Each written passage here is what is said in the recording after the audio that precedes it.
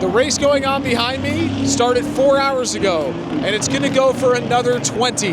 This is the Rolex 24 at Daytona. It's North America's most prestigious sports car race and one of the biggest motorsport events of the year. And today I'm going to give you a behind-the-scenes look at what it's like to work one of these races as someone who makes a living pointing a camera at race cars. So let's get to it. My name is Mark Urban, and I'm a professional motorsport videographer. This short series is all about my experience at the 2025 Rolex 24 at Daytona. I'm hoping over the next few short episodes, you'll get a great look at what it's like to work one of the mecca events in all of motorsport, the 24-hour-long race. So sit back, relax, hit the subscribe button if you haven't already, and let's jump right in to episode 3.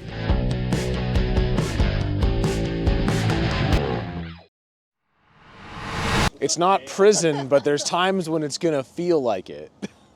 Good morning, everyone. It is race day morning of the Rolex 24, one of the biggest days of the year, one of the most exciting days of the year, and one of the most tiring days. I keep saying day, but like it's multiple days, really. We've been here for 2 weeks. We also live in Florida now. We've been here for 2 weeks, so. As you can see, I got my Florida attire on, puffer jacket with Arc'teryx thermal underneath because it's freezing outside. you gotta keep away from that sun. What's it, like 6 Celsius or something right now? Like that, yeah, it's pretty cold.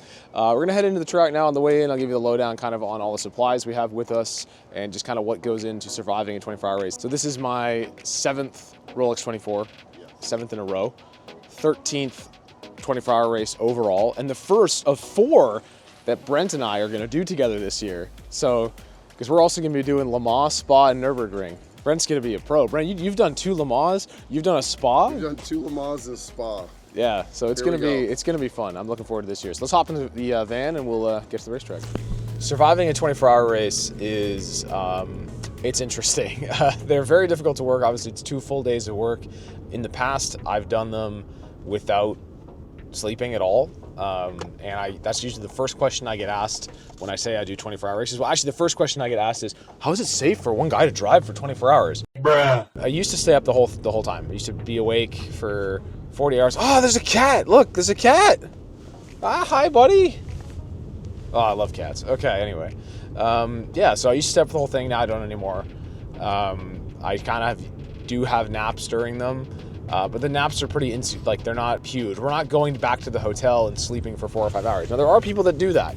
And, we joke and we call them part-timers. But they're smarter than we are. So my thing is, as a videographer and someone that's doing event coverage and telling stories, is it's very hard for us to leave the track for hours at a time to go sleep because something consequential could happen during that time that we're gone. Like, the client we're shooting for, their car could break down. They could get in a crash or something that we're then not covering because we went to our hotel to sleep. And a lot of people work in shifts. There are 3 of us. So that's kind of our plan, is that we're gonna have off time during the night and say, okay, so you're off for a couple hours, go have a nap, whatever you wanna do, get changed, relax for a little bit, and we'll just kind of work in shifts. So that's kind of the plan that we're gonna work out. In terms of things that you need to bring with you to survive a 24, basically, I tend to bring a change of clothes. So I will completely change all my clothes, underwear, socks, everything. It's pretty gross changing like in a toilet stall, but you just get changed, and that really helps just refresh you. If you can get a shower, that's insane. I've never done it. My buddy Nick Dungan's done it before. I have. Yeah, Brent did it. That's right. He had a shower at a 24, which he said was life-changing.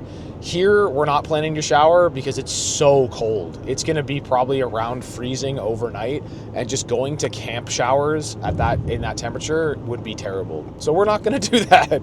But changing your clothes, you can even bring like baby wipes and stuff and have like, one of those camp showers, just like wipe yourself down a little bit. Bring your toothbrush with you. I'm still gonna brush my teeth like I normally would around 10 p.m., like as if I was going to bed.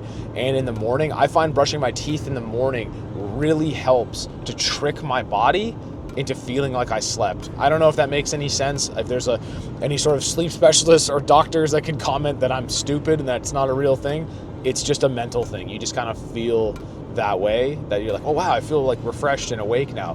Bringing extra deodorant with you obviously is a huge deal. And then snacks. Snacks are big. We have several bags of Haribo, which is very important. Gotta have that energy, get us through the race. We've got, you know, pistachios. We have healthy snacks as well. I made some sandwiches. They'll also be serving food in the media center. So big thanks to Daytona International Speedway for serving us meals. They'll serve meals like every 4 or 5 hours during the race, which is awesome. And then I did bring a camp mattress as well. So I have a very tiny camp mattress that weighs 1.5 pounds that you inflate manually, actually like by using like a bag to inflate it. It's really weird. You'll probably see it later, but we've slept on that at Le Mans and Spa. So just something to get you up off the floor, which is nice. That's basically sort of the gear that we bring with us for survival and all of that. Now let's talk about caffeine. One of the first things people always say is like, oh man, you must be like just jacked up on Red Bull all night, or even so many energy drinks, or how much coffee are you drinking? None. Zero. I'm not going to have any caffeine during this race. I had a cup of coffee with my breakfast this morning, and I'm not going to have any more caffeine today. I'm going to try not to anyway. I might have a cup of coffee in the morning just to like, because that's when I would normally have one, or because I'm cold, I might have a cup of coffee, but I'm going to try not to. Basically, I find caffeine just makes you crash. You just get more tired. You get a little jolt and you're like, oh, I feel good, like I'm awake. And then you just start to feel like crap after. So I'm going to avoid caffeine at all costs. I'm just going to hydrate a lot. We have like, hydration pouches like Liquid IV with us, immune support ones. Taking your vitamins as well is big. If you do take daily vitamins, bring them with you, take them at the racetrack. Just do your daily routine just while you're at the racetrack. So no caffeine though. Stay away from caffeine. Just hydrate a lot. Like I find during this race, I'm basically going to the restroom like every 45 minutes. Like that's how much water I'm drinking, and it just helps to keep me going. So that's how we survive 24-hour races, but everyone is unique and has crazy challenges and things. You think that things will go a certain way, and then they don't, because you have no control over the situation, and you just have to adapt. We talk about reacting to what happens. That's why I love shooting sports. The thing that makes shooting sports so great is that you have no control over your subject, you have no control over what happens, and when you do get something great, it's amazing because you were in the right place at the right time and you captured a moment that's only going to happen once, and that's why I love shooting sports. So yeah, we'll head into the racetrack now and get started on 2 very grueling days of work. You see, folks, the key is last night you leave your golf cart in a parking spot that's really close, and then you move the golf cart and park there in the morning. Because this is my 13th 24-hour race. We're playing on expert level at this point. These are the little things that you just got to know. Well, here it is. This is home for the next 40 some hours. We've also got Mega Desk. We've got our snacks all set up. We're calling this Mega Desk, but yeah, snacks. I'm gonna go for a little wander in the paddock, see what's going on, and I'll be back to do a bit of editing before we get started, get a few things prepped, get my music picked out, all that kind of stuff, and get the day started. So.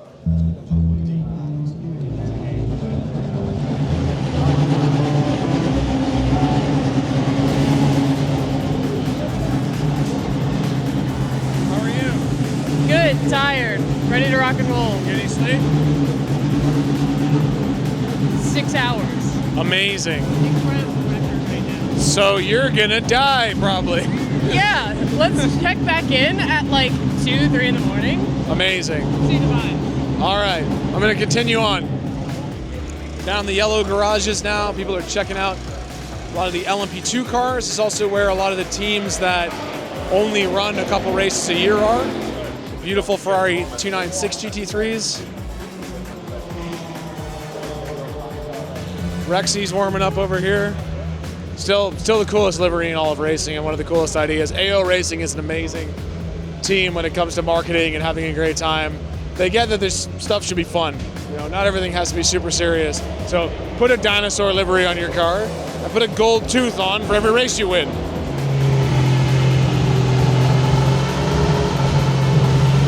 Busy down here in the garages. Everyone's making their final adjustments to the cars, final setups and everything going on to get ready for 24 hours of straight racing. We'll head over to Paul Miller Racing, BMW Pro Cars. What's up? Race day. Hell yeah. By the way, I didn't like these liveries when I saw them on the rendering.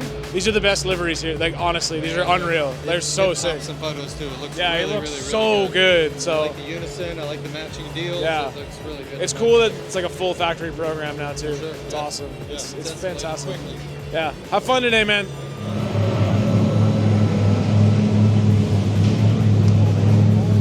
it's always kind of funny to see what the prototypes look like with no bodywork. It's basically just like a really like tiny chassis, and they put the bodywork on. Another really cool thing in the garage area here. So now we're on the opposite side of the garage. This is where the autograph session was yesterday.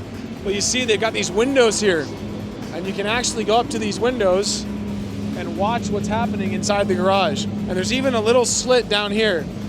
And if you know what this is for, put it in the comments. I will say it's always really cool when you come here to look up at the top of the building there and see World Center of Racing. I remember the first time I came here was a huge step for me. I wasn't working in racing yet. The first time I came was in 2019, and I was working for free for a team. I offered to work for Motorsport completely for free. I paid my own way to come down here, and I made them some amazing content, and within 6 weeks, they had hired me on freelance for the whole year. I quit my job working in the Canadian Football League, and ever since then I've been a professional motorsport videographer. So this will always mean something to me every time I look up and I see that World Center of Racing.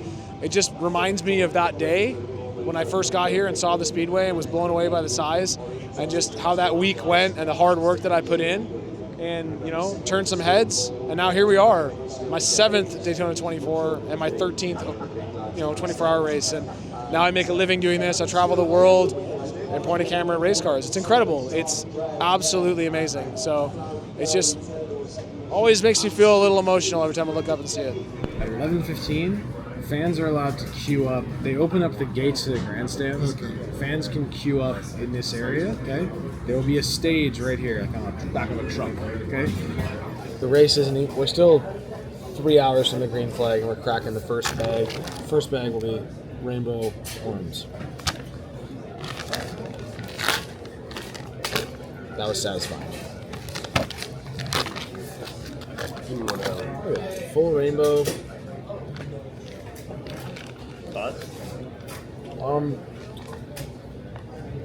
I mean, try one. I don't think it's my favorite. There's too many things going on. Try one more. First of all, rules still. A little hard too, yeah. C tier. These are not great. We'll palm those off on people in the media center.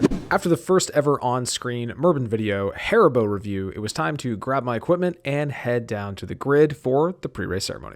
Welcome down to the grid. We've got driver introductions going on and a stage down there. We've got all the fans lining the grass here and all the cars lined up, ready to go. So it's gonna be a very busy day. Still a couple hours to go as we get through all this pre-race stuff. The boys are out there shooting the driver introductions, everything. I'm over here.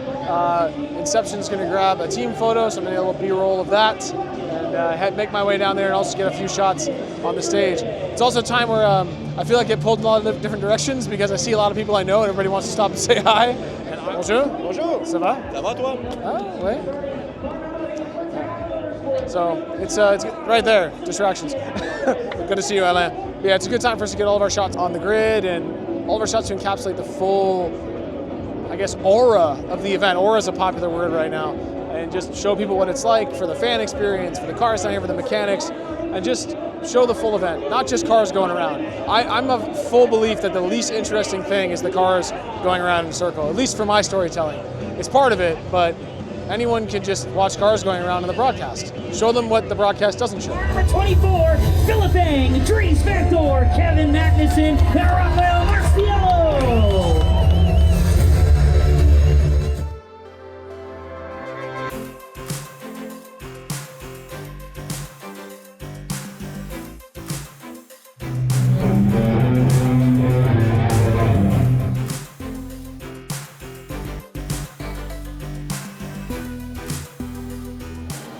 So packed. So many people. There's no shots to be had because it's too crowded, but it's cool, man. See all these people out here enjoying IMSA. Big fan. Oh, how we doing? How we doing, brother? Oh, you know, getting by. Maybe get a photo of you next to Joey so I can post and be like a famous race car driver and Joey Hand. Okay. Perfect. All right, so we've done a bit of hobnobbing and whatnot. Now I'm going to do actually a couple hyperlapses out here on the outfield. I'm just going to use the A7S3 on Jared's gimbal because mine is on the Fritz. How I do hyperlapses on this is I just essentially go into the S&Q mode and set it to 1 frame per second. Then lower the shutter speed to autofocus, just so the focus stays consistent. Stop it down to like F14, so everything's in focus for like 50 yards, and then literally just walk straight with it. And when you play it back, you get a nice hyperlapse. It's really easy to do. A lot of cameras will do it. In fact, the Osmo I'm holding in my hand right now will do incredible hyperlapses. In fact, I might even try just doing one with this and see how that looks and compare them.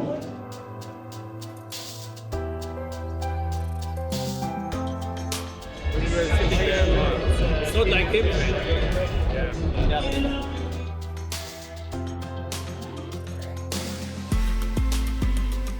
Can you make a picture of us? Is that possible? Like from the. It's my job, so yeah, no problem. Take a good phone. Yeah. Give him a good phone. Maybe try to get also the team. Give him a good phone. He hands me an Android phone. Ready? Do one like this too. Fastest time. We need all teams in line formation. Have fun today, guys. Stay safe. All right, down at Inception Racing for the start. I'm going to go up on the second level up there. They have this like turret thing. It's set up in the pits is amazing. And I'm going to shoot the start from there. So new for me, I'm going to shoot the start from the pit lane, but in an elevated position. I think it's going to give me a pretty unique shot. So Jared's up in the grandstands and Brent's down in the International Horseshoe. We get 3 different angles of the start. Got so much stuff on the grid. Had a great time down there. Got to see CEO of Ford. Got to see all kinds of people. So it's really cool. So now head upstairs for the start shot and get this race started.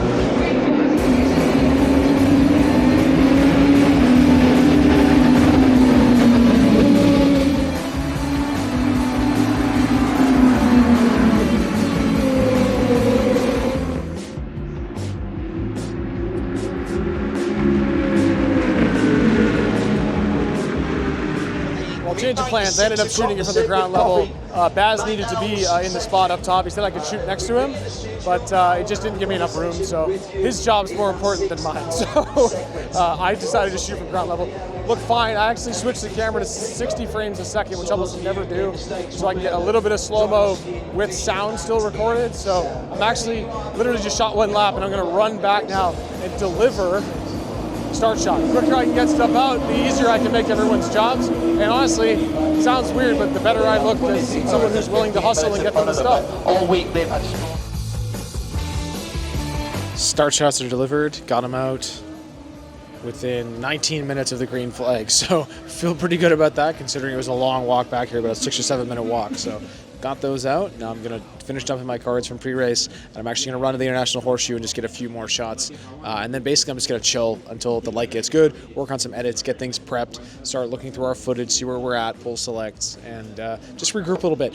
This is the low stress part of this race because we already have so much footage of cars running around the track that we don't really need to rush out there and do more. So we can kind of just relax a little bit until the light gets good.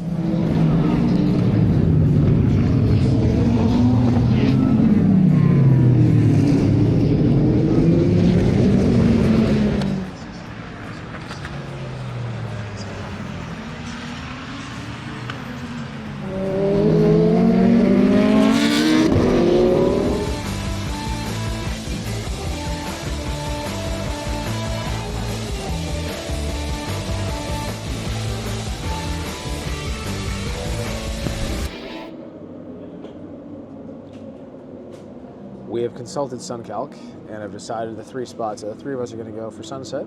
It's pretty simple here at Daytona. There's really only a few spots you can go. We're going to International Horseshoe, West Horseshoe, and the banking off of NASCAR 2. That's basically what we're going to do for Sunset, which will be probably hitting hard in about 2 hours. So I'm going to get some editing done in the meantime and then head back out to Sunset. Brent is in the pits right now, doing a run of the pit lane and just, probably eating a bunch of snacks from teams and dicking around. Getting great shots. I'm mean. He's getting good shots. with the tyres on the car. This will be fresh.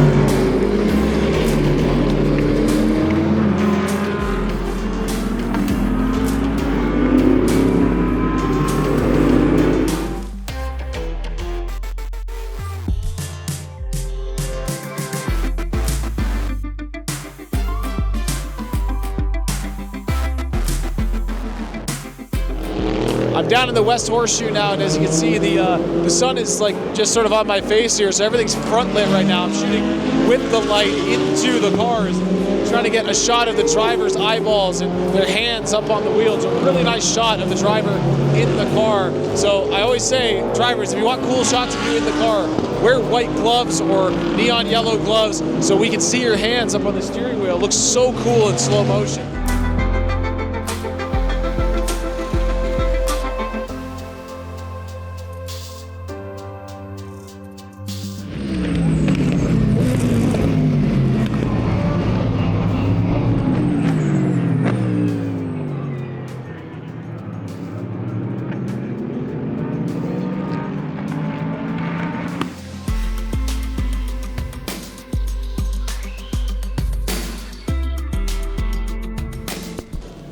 Back in the media center now to cut up some shots from Golden Hour to send to my clients. The boys are still out there shooting, but I wanted to get a few things out really quickly. I got some absolute bangers. I did try the banking, like I said I wanted to, but it just didn't really work. There wasn't really anything. The sun had already gone down a little bit too low. By the time I got back there, I got super stoked in the West Horseshoe and ended up hanging out there for way too long. But hey, these things happen.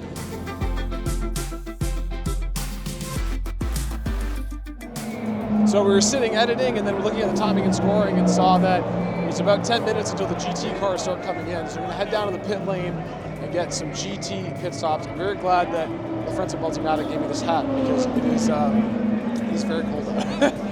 We do a lot of watching timing and scoring, especially a site called livescoring.us. It'll actually show you the time since the last pit stop, so you know how long the stints are. And GT cars tend to pit about every 55 minutes to an hour. So that's when we know, hey, 45 minutes into the stint, let's get down to the pit lane and get some pit stops. And I think we're going to have driver changes coming up as well.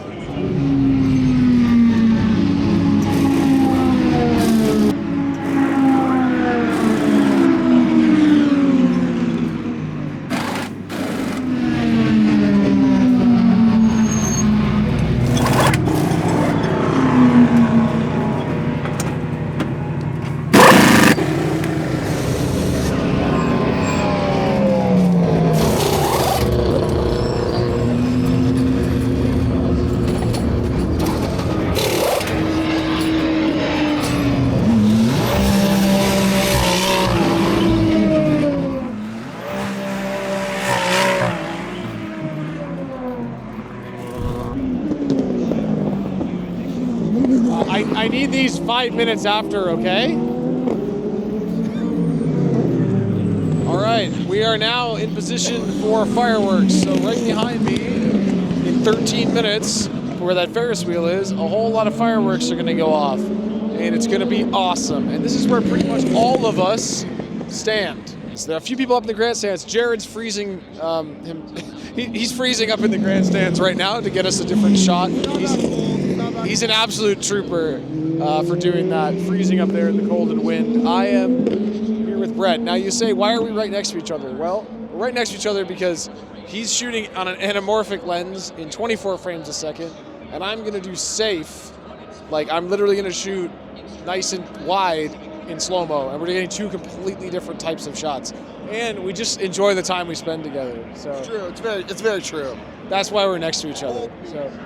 And fun fact, so this guy's name is Mark Urbano, not made up. That's his real name. And my name's Mark Urban. Shocking. Say hi to the people. Hello. So close. Yeah. I think you have the cooler name. I mean, yeah, probably.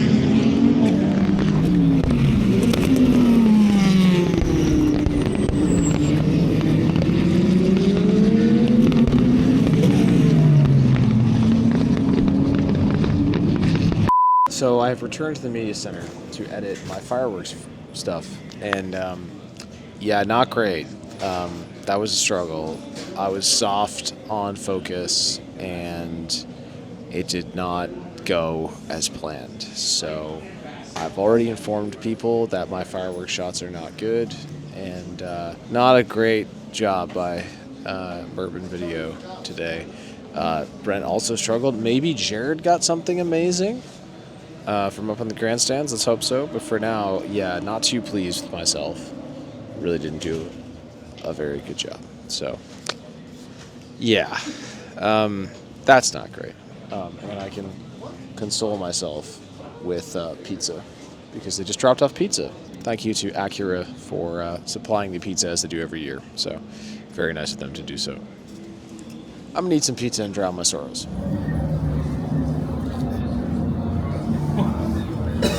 Delicious. Wow, we're not even halfway and the existential dread is already setting in. Well, thanks so much for watching episode 3 of my short series on the Rolex 24. The 4th and final episode is dropping on Friday, February 21st at 10 a.m. But if you're a member of the channel, you can watch it right now. If you want to join my current members and get early access to my videos, you can join for just $1.99 Canadian per month. But the best way to support the channel is hit the subscribe button if you haven't already, hit the like button, leave a comment, share the video with a friend, and just join the community. You can actually join us on Discord where we talk about all kinds of different motorsports topics and life topics and share hilarious cat videos and memes and whatnot. So if that sounds interesting, the link is in the description below. But for now, thanks so much for watching this video. I appreciate each and every one of you, and we'll see you next time.